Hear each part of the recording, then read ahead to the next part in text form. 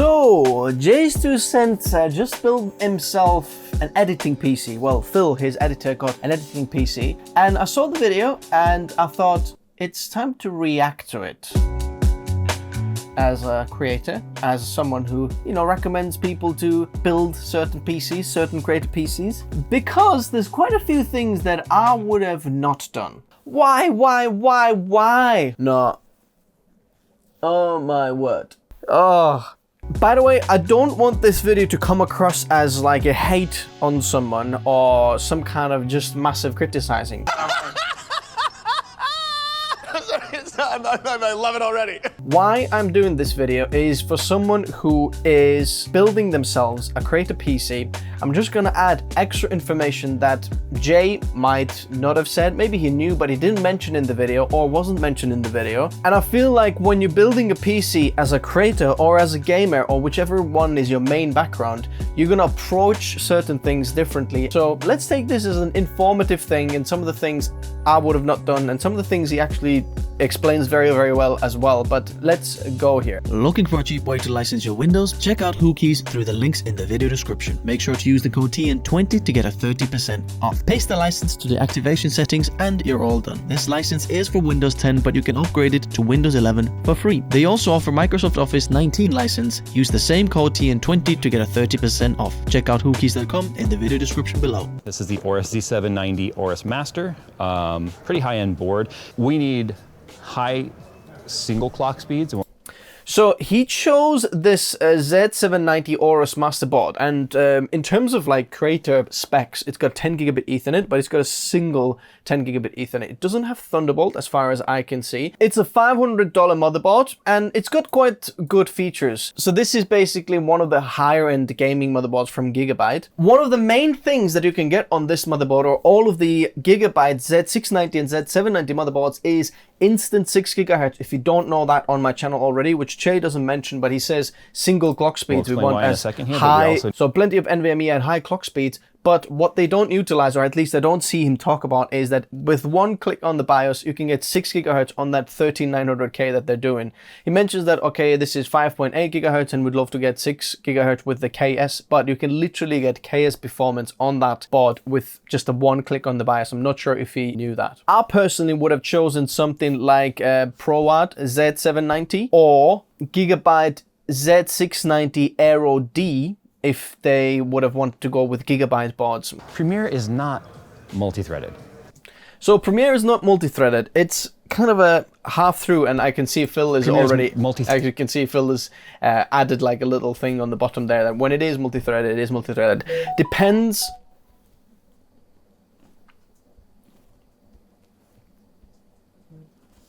It depends which tasks you're doing and what you're doing in Premiere Pro, because that depends if it's multi-threaded or not. Some of the exports are multi-threaded, but some of the actual working with footage are single-threaded. But then at the same time, some of the footage you're playing back will be multi-threaded as well. Try to put in like an 8K red footage and press play, see what happens.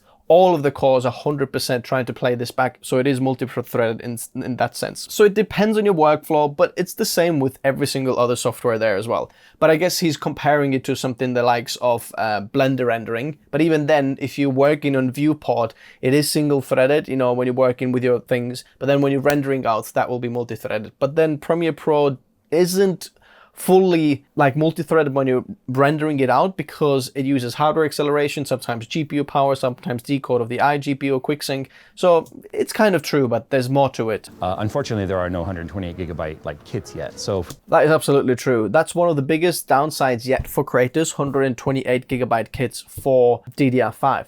But just so you know, Corsair has launched 96 gigabyte kits. So you can get more than 32 gigabytes per DIMM, so you can get more than 64 gigabytes in total. But I don't think this will be in stock there yet, so that's why they went with, non-XMP 128 gigabytes, which is actually a good option what to do and what I've recommended for people to do.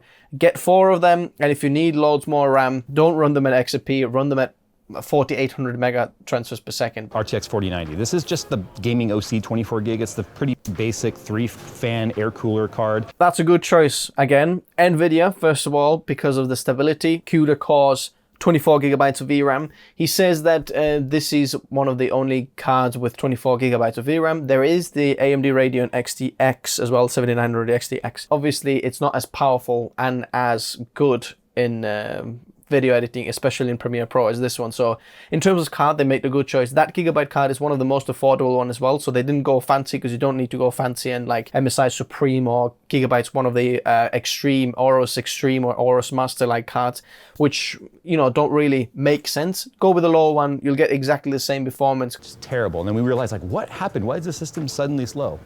It's because of the camera. We put FS5 footage in there and it works perfectly fine. Also going to have a main storage drive and then an OS drive. We're going to separate that stuff as much as we possibly can. Well done. This is a very good thing for creators to do, to separate the storage, especially if you're working with higher end footage. The higher the bitrate goes, the more kind of bandwidth you need from your storage, because it reads a lot of high bitrate data from it, plus the OS, plus the scratch files and all that. So if you can separate OS, projects and cache drive, plus archive drive and so on as well. If you haven't seen my tutorial of this, you know, feel free to check out the storage guide for professionals. But he's doing absolutely the right thing there, and this is what creators should be doing, which for gamers kind of doesn't make sense. You know, why would you need a cache drive for gamers? But for creators, this is that way absolutely it's as smooth as possible for a killer thing. This is the first time we've actually built a system from scratch with very specific reasons in mind as why we're choosing certain parts. Exactly. Whenever you're building a PC, it's not just getting the top end parts and just, okay, this is going to be the best. It depends on your workflow and even the software you're using to absolutely get the best performance for you, because sometimes the best parts might not work the best in your workflow, but they're doing exactly the same thing, specifically built for editing. That's what they're doing there. Corsair Vengeance, 64 gigs, 5200 megahertz CL40. There is a chance that this will not post or run. Depending on the quality of the IMC of his 13900K, there is instances where you can completely fine run the XMP on 4 sticks, 128 gigabytes at 5200 megatransfers per second even. But most likely it's not going to run, okay? There's probably 50-50 chance, something like that, depending on your memory controller. The memory controller, motherboard, all of these things play a role in there. But he's done a good choice by not enabling the XMP. Just let them run at its base speed, you know, 4800 megatransfers per second. Don't put the XMP on, and your system is much more stable, which creators should be doing. Like, the most important thing for creators is stability, and then going after that. At stock speeds. Okay, so Phil really wants to try Western Digital Blacks this time around on the NVMe drives. We haven't used these. So these are one of the best NVMEs you can get in the world. Why would you have these heat sinks on them? They're more expensive drives, and they're heatsink, which is a nightmare to work with in your motherboard. If you're installing them in your motherboard, you already know your motherboard has heatsinks on there. Why get the heatsink version? You're paying more for nothing. And I can see that there's 2 terabytes for the project drives, right? One for the OS and then one for the cache drive. But I'd recommend go 4 terabytes, like knowing Jay and plus this, FX6 that they're doing. I'm not sure how many projects they're editing at the same time. If there's only one at the same time, maybe 2 terabytes is enough if they just move it off the drive all the time. But I think 2 terabytes is small. Like in our editing workflow here, we've got 2 terabyte drives and they're constantly full and we're trying to store them somewhere else as well. So I think he could have gone with 4 terabyte one. All right, so for cooling on this, we're gonna go with the Dark Rock Pro 4. I do have Be Quiet AIO at the studio as well. There's a slight chance we might switch to...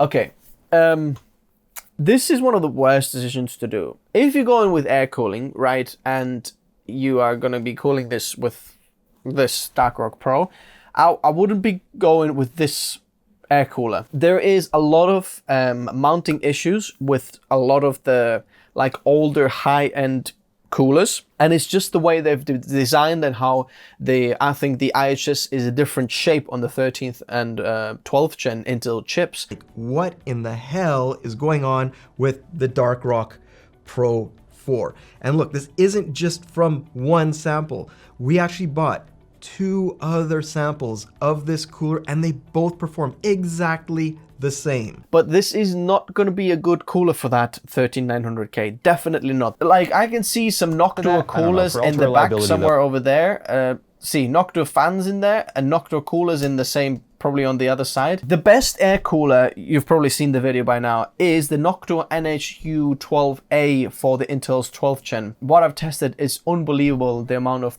power it can cool out, and it's very similar blackout design if you want, but I would not go with that cooler.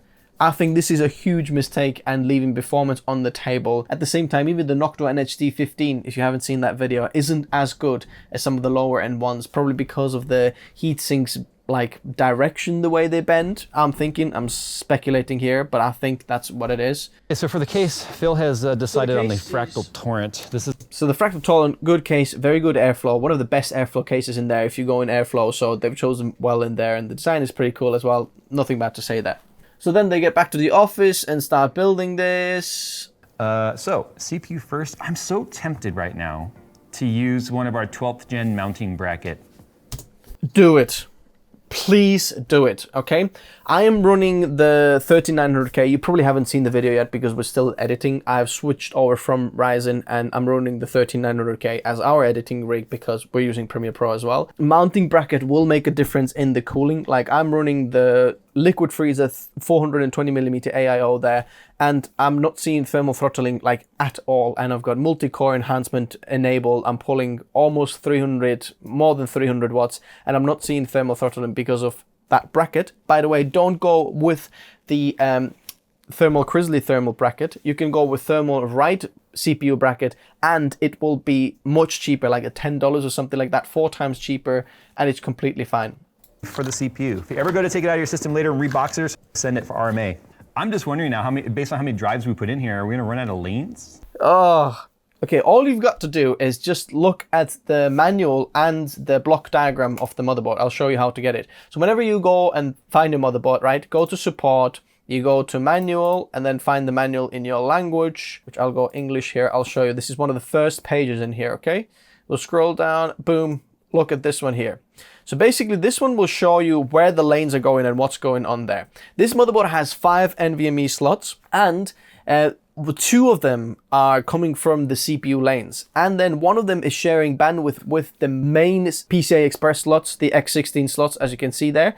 And there's a switch there between, if you've got the NVMe mounted on the top there, on that big massive heatsink there, if there's an NVMe in there, this will start running at X4 speeds. Now, this is not bad, right? Because you're probably not going to notice the difference, but it would be better, and you don't have to lose these lanes if you just mounted them correctly. Just put the main OS drive on the second slot in there, and then the rest of the drives there, because he's going to run 3 or 4 drives, whatever. Just leave the first one empty and that's it. Move everything down and you'll be fine. And you'd still get all PCIe 4 speeds full fat without losing any other kind of, lanes or any switching or anything. Because you can see from the chipset, you can say 1, 2, 3 sockets. They're not going to share any bandwidth. And then we're going to get extra one here. As you can see, PCIe X4 there from the CPU, and then 16 slots for the GPU. And that's the correct way of doing it. Excited, to be honest. Oh my word. So I knew this was going to be a problem. SSD we've ever bought before that has a... See, you don't want to pull the heatsinks off. You're going to lose money, time of doing it. Just get the without the heatsinks ones. Completely fine. Your motherboard heatsinks are completely fine. If you're buying the heatsink models, they're probably for your PS5, but not for your PC. But you can see right there's a mounting hole, and right there's a mounting hole for the motherboard mount. And this covers that. So we'll leave this off. So actually you don't need to leave it off. All you have to do is check your PC case, and the middle, like this hole there usually, where this is going to slot in there. This is in the newer cases, pretty much all of them. This is a nubbin, not actually a screw hole. So I bet you $100 that it didn't screw anything on the Fractal Torrent. Yep, look at that. Oh, look at that. Can you see that? The middle hole there. There's a nubbin, and this is a screw hole, so this will be the nubbin for him. So I was right. $100, Jay. You have to use the screwdriver it comes with because it is designed to... Okay, so they're like mounting the cooler now there, but There's a reason why it doesn't show the cooling temps on this, because you'll have to pull the power down so much more and to get it actually working. I would have gone AIO, and I think that would have been completely fine. And if anything goes wrong, this might be even more straightforward to change. Go with something like the likes Arctic Liquid Freezer 360mm or 420mm, because that fits in that fractal torrent case as well. But you'll have to screw a little bit off.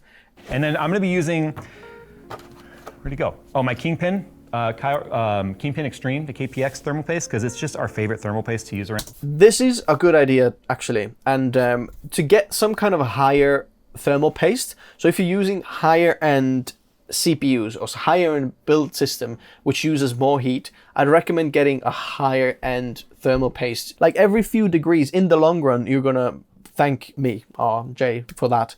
Get like high-end one. So this one or the Cryonaut from Thermal Grizzly, they're good ones as well. Usually the stock ones that come with your heat sinks, they're okay, but you can get extra few degrees cooler, which means a little bit higher clock speeds, a little bit more performance. In the long run, the $18, whatever you spent on the Thermal Grizzly thermal paste, or $10, I think will be worth it, especially at the price point what you're building this build for. Could be a problem because it's not an issue in terms of grounding. It's just I want to see now if it's possible to get this off with the cooler mounted down. See, so that's what I mean. If I bent those bottoms, like you'd have to get the cooler off in order to get the heatsink off, but just don't put the SSD in there. It's the wrong slot. Put it in the second slot and it's completely fine. Then you'll only have to pull the GPU out, which will be much easier than removing the cooler, thermal paste, all that jammy. Ugh, don't do that. Okay, so basically the PC booted like 17 times, like rebooted. And this can be a bit of a scary process when you're building 13th gen, 12th gen, because DDR5 memory training takes a lot of those. And I've freaked out even after second or third time. I'm thinking, goodness me, something's wrong with the PC. But actually it's fine. Just let it reboot as many times as you want. My personal rig did it like 5-6 times. Just like assurance to you when you're building this, let it boot and do it. It might take like 30 minutes or something like that. Just let it do it until it stops at somewhere and doesn't do anything. Okay, so that's our graphics card right there. So can you see? X8. It's running at X8 speed because the SSD is in the wrong slot. Overall, generally, I think kind of good choices there, but then kind of bad choices at the same time as well. I would have not gone air cooling with that one. I would have got 6 gigahertz in there to get even more performance on the table if you want to go with the gigabyte board, because you're just leaving some stuff on the table. I would have gone with the Asus one because I just like that one, and the 10 gigabit Ethernet, 2.5 gig Ethernet, Thunderbolt ports, that's that. I'm not choosing for him. Overall, I'd give it a 7 out of 10. Well done, Jay, but you know, a few things to improve. It's good, but it can be better.